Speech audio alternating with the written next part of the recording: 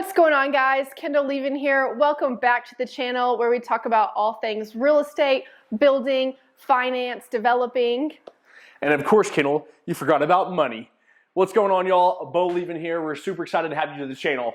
Let's go ahead and get into this. We're going to show you today how to find the right builder if you're going out there and looking right now.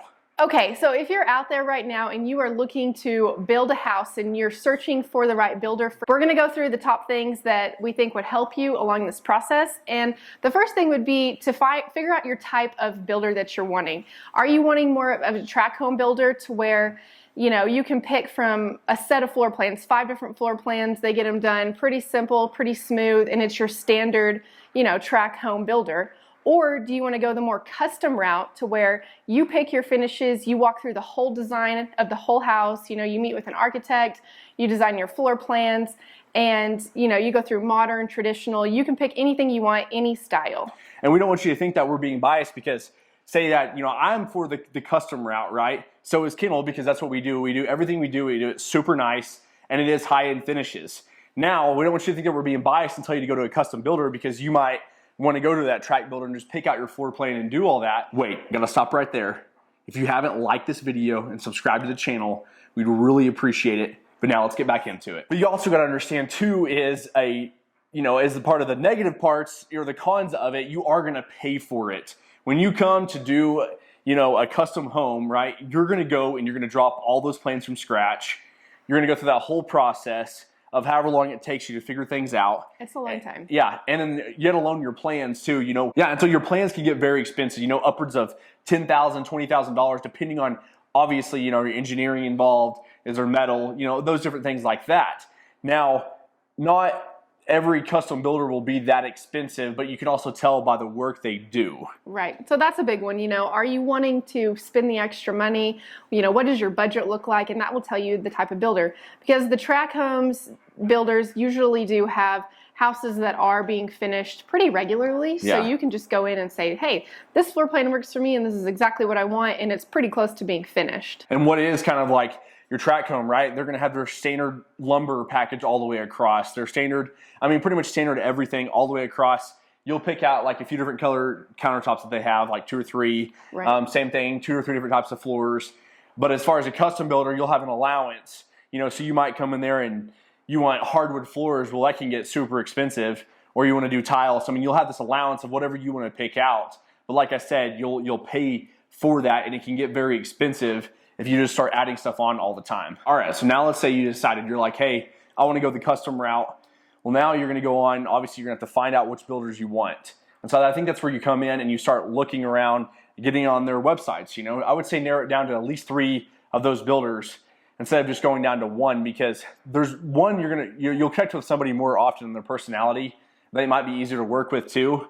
And you're going to want to make those lists too and start getting online and looking at their jobs. because you want to see, if you're going to go out and build this crazy significant home, you want to see that on their recent jobs, especially on their website or wherever, on their Instagram. Now, I'm not saying pictures do a lot, because pictures don't do justice until you're actually in person and see the work. At least it'll get you an idea of like, wow, this builder they do some amazing things, and I definitely want to go interview them or go meet with them to move forward on that part. Right, and like Bo said, pictures don't, but it will give you an idea of the type of work that they do and some projects they have going on, different builds. And another big one too is, after you've narrowed it down, go and do some phone calls and check out their job sites. A job site with a builder can tell you a lot about how they're going to be throughout the whole process and what your house is typically going to end up looking like. Do they pay attention to the little details? How do their workers work efficiently? Are their job sites clean? Everything about a job site just tells you exactly the type of builder that they are. And the people that will argue about that is obviously the ones that don't take care of or make sure people are cleaning up their stuff. But it does show a lot. When you're guys, that means your guys care too. Whenever you go out to your job site and all the framing materials already in the trash, it's not just piled up every day. Now listen, during the day, things can get chaotic, right? Yeah. And there's a lot of different subs coming in and a lot of different trades. That's understandable for a little messy, but at the end of the day too, showing up at that job site and seeing that it's clean, I think that shows a lot. And then of course, like Kendall's saying, when you get further on with sheetrock, and then maybe they're starting the ephes or the brick on the outside of your house, and you drive by and their windows are actually taped off right. Now, I'm not saying, they tape them off and leave an inch and they get crap all over your windows. Like stuff like that you want to notice too, of how clean all these finishes are, because you're the one paying for it. And so you want to make sure they're covering up your cabinets throughout the process. And builders out there that are good at what they do will do this, and you will find the right one to use and make it sure it's worth it for you and your money's worth. Yeah, I just think that, whenever you show up at a job site and things are organized and taken care of and their workers know, places for things to go, that just brings out, like, that's how we are, because I'm OCD, and that, I think that pays a lot of attention too to the little details. If they can stay organized and somewhat clean throughout the whole entire process, towards the end of the build, when the little things really do matter with paint and trim and all that, they're going to pay attention to the little details, and that's what's really important. The next big thing, obviously, is trying to find someone and picking a builder that fits with your personality, because you are going to be building with this builder for 12 months to however long it might take, and they can make or break your build for you. They might make it a nightmare. You might just clash the whole entire time. So I think it's really important that you find somebody that you really do get along with well and y'all communicate easily. Yeah, and Kendall's right too, because you need to go out and get maybe like 3 people that this builder has worked with in the past, obviously if they'll allow it. If this builder's good, he's going to give you those people to go meet with. You could actually go and sit down and meet with one of them and say, hey, how was the process? Like, how many change orders came through? Like, he quoted me $500,000 in this build. Well, you might go meet with them and it ended up costing them $800,000. You're like, okay, well, did you add those on? Did you add those change orders, or did the builder add those on and just didn't quote you the first time? And so I think it's a big one, is going to previous clients and meeting with them to make sure you're not going to get blindsided for cost. Because I like to stick up for the client too, but also as a builder too, I understand that, like Kendall's saying too, you don't want them to break you either, because if you're over here blowing their phone up, just say at, builders have a life too. So say at 8 o'clock at night or 9 o'clock at night, you come over the house and there's something that you didn't like, it's not a big deal. We're used to changes all the time, or Right. People make mistakes just how you make mistakes in your job. Well, wait till the next morning instead of blowing their phone up at 9 o'clock at night, because all you're going to do is just upset them, and then it makes us, makes you more frustrated with your client all the time. Yeah, it just makes the whole process get a little bit uncomfortable and stressful, and that's definitely not an environment that you want to be in when you're building a house. You want to enjoy it, so that's the biggest thing, is finding somebody that will be easier to work with and gets along with you.